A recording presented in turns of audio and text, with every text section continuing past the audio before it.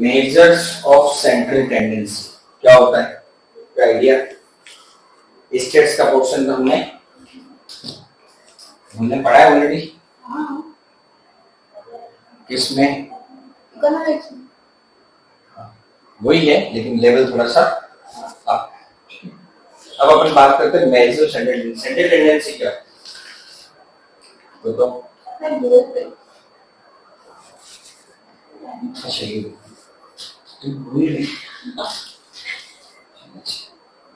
Central tendency, सबसे पहले बात करें सेंट्रल टेंडेंसी क्या? सेंट्रल टेंडेंसी का मतलब होता है जैसे आपके पास बहुत सारे डेटा है, बहुत सारे, जैसे अभी कोविड में बहुत सारे डेटा थे, किसको कोरोना हुआ, किसको नहीं हुआ, किसके वैक्सीन लगी। ऐसे जब आपके पास हाई वॉल्यूम ऑफ डेटा होते हैं और आपको किसी कंक्लूजन पे पहुंचना है, तो आप उसमें से एक ऐसा कोई डेटा लोगे या ऐसा कोई आंसर लोगे जिसके बेस पर हम बाकी कंक्लूजन लो क्या? डेटा एनालाइज करना। बिल्कुल एक तरह से सेंट्रल टेंडेंसी का मतलब ये हो गया कि एनालिसिस कर रहे हो तो इंडिविजुअली सबको तो चेक नहीं करोगे, किसी एक डेटा को के बेस पर आप अपना डिसीजन लोगे और उसी के आसपास बाकी के आप डेटा को मेजर कर रहे हो। वो सब किसमें आएगा आपका? Central tendency. ठीक है, क्लियर? ये हुआ। इसका एक और इन्होंने मतलब बताया, आप किसी चीज का एवरेज फाइंड आउट करना है जिसके बेस पे आप होल नंबर को का पता लगा सकते। क्या? किसी भी चीज का आपने एवरेज निकाल लिया, उसके बेस पर बाकी जितने डेटा है उसके बारे में कंक्लूजन ड्रॉ कर दिया, उसको हम क्या बोलेंगे यहाँ पर? Central tendency. और मेजर्स, तो आप इसको कैलकुलेट कैसे करें? इसका मतलब होता है कैलकुलेट करना। क्या ये तो डेटा जो एवरेज हम निकाल रहे हैं, जो हम एक कोई डोमिनेंट डेटा को लेंगे, इसके बेस पर ही आसपास के डेटा निकालेंगे, तो ये जो डेटा है उसको हम कैलकुलेट कैसे करेंगे, ये इस चैप्टर में हम पढ़ने वाले हैं। सबसे ज्यादा वेटेज जो चैप्टर है वो ये। ठीक है, क्लियर? अब इसमें आता है आपके पास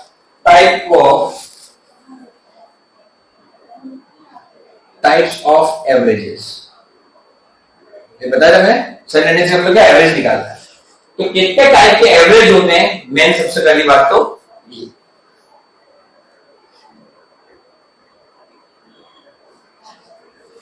सबसे पहला होता है आपके पास मैथमेटिकल एवरेजेस।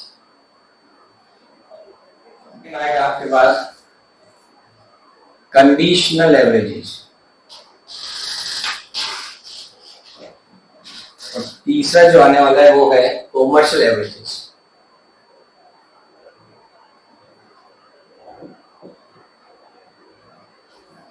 कॉमर्शियल एवरेजेस, ठीक है।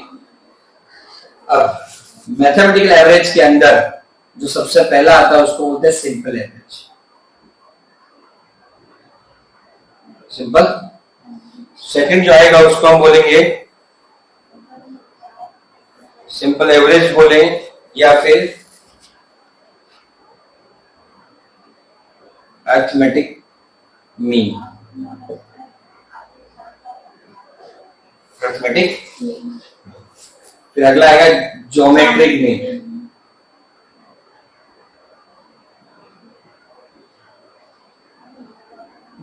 Geometric mean. थर्ड आएगा आपके पास हार्मोनिक मीन। चौथा आएगा आपके पास क्वाड्रेटिक मीन।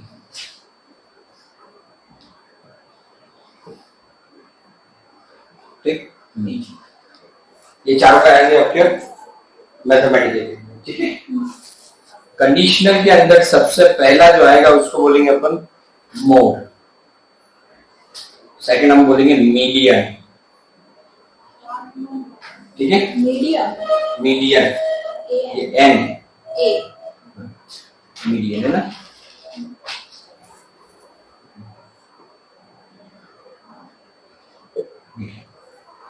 थर्ड का आएगा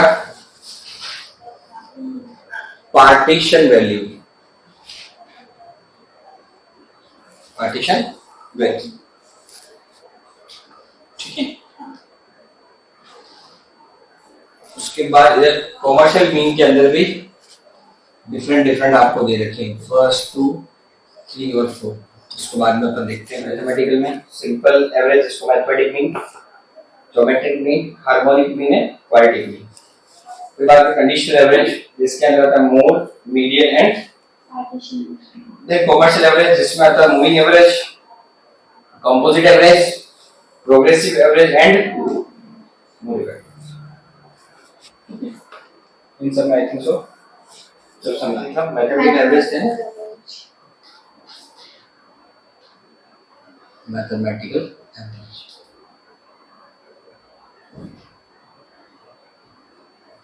इसमें सबसे पहला कौन सा है? इसमें भी दो टाइप है, एक आता है simple arithmetic mean and second आएगा वेटेड। वेटेड मल्टीप्लाई करना पड़ता वेर वेटेड अरिथमेटिक मीन, इसमें दोनों आते हैं। ठीक है, क्लियर? अभी हम लोग बात करेंगे कौन सा? Simple arithmetic mean. Simple arithmetic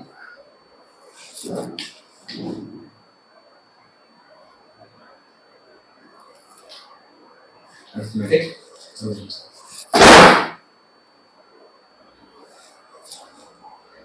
इसमें कोई मिस्टेक हो तो बता, है ना? अरिथमेटिक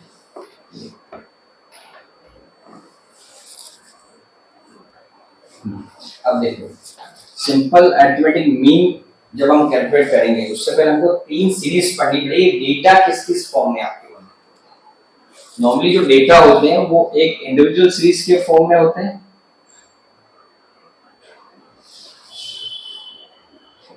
एक आपके डिस्क्रीट सीरीज के फॉर्म में होंगे डेटा आपके, और तीसरा होगा कंटिन्यूस सीरीज के फॉर्म में। CON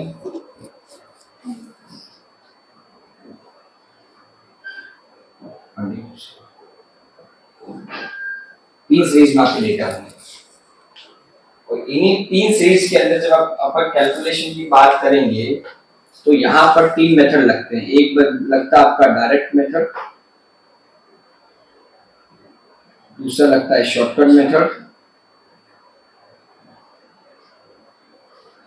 और तीसरा आता है आपका स्टेप डेविएशन।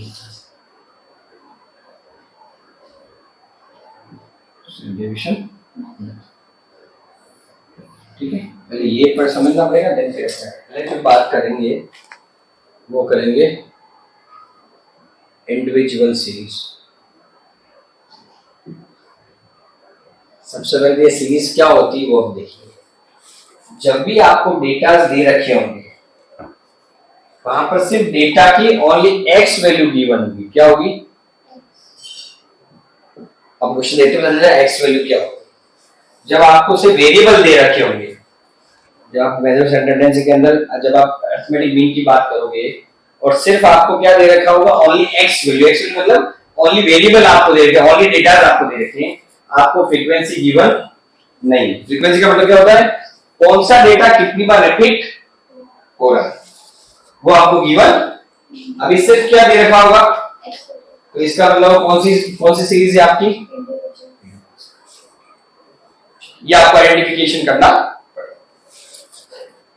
तो इंडिविजुअल सीरीज के अंदर जब आप निकालोगे क्या? मीन मतलब अरिथमेटिक मीन, तो पहला मेथड आता है आपका डायरेक्ट मेथड। क्या आता है? और डायरेक्ट मेथड से मीन निकालने का जो फॉर्मूला होता है वो होता है summation x upon small n। ठीक है, समेशन x का मतलब होता है जो भी वैल्यू होगी x1 plus x2 plus x3 plus x4 dash xn, सबका क्या करना है?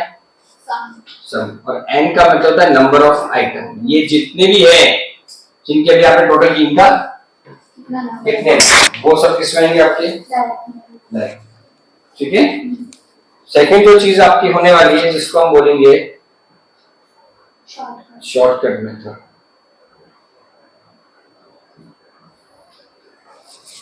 क्लियर? इसके अंदर जब आप निकालोगे क्या? मीन, और मीन को हम लोग डिनोट करते हैं। तो फॉर्मूला होगा समेशन डी अपॉन स्मॉल और आगे आएगा ए प्लस समेशन। ठीक है, अब यहां आप बोलोगे ए क्या है? ए का मतलब होता है यहां पर क्वेश्चन बताऊंगा और अज्यूम।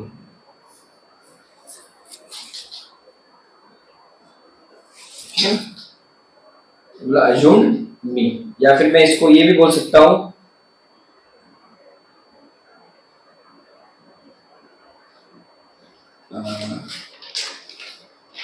अज्यूम्ड वैल्यू जो आपको लेनी पड़ेगी। ठीक है, डी का मतलब होता है x माइनस ए, जो आपको x दे रखा होगा उसमें से क्या माइनस करना पड़ेगा? अज्यूम वैल्यू जो है, देन आपका डी आ जाएगा। ठीक है, और n का मतलब तो आपका है ही नंबर ऑफ आइटम। ठीक है, देन उसके बाद में बात करूं third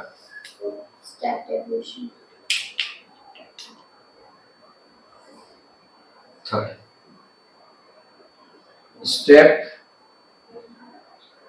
deviation.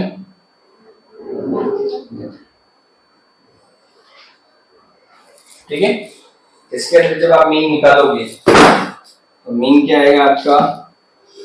x bar equal to a plus summation d dash upon small n into I भी लिख सकते हो और h भी लिख सकते हो। d डैश का मतलब होता है जो हमने d निकाला, x माइनस a निकाला, जिसको हम क्या बोलते हैं?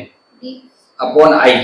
जो वैल्यूज होंगी उनके अगर बीच में गैप अगर इक्वल तो वो क्या करेगा? i अपॉन s हम डिवाइड करेंगे, क्या आ जाएगा? d आ जाएगा।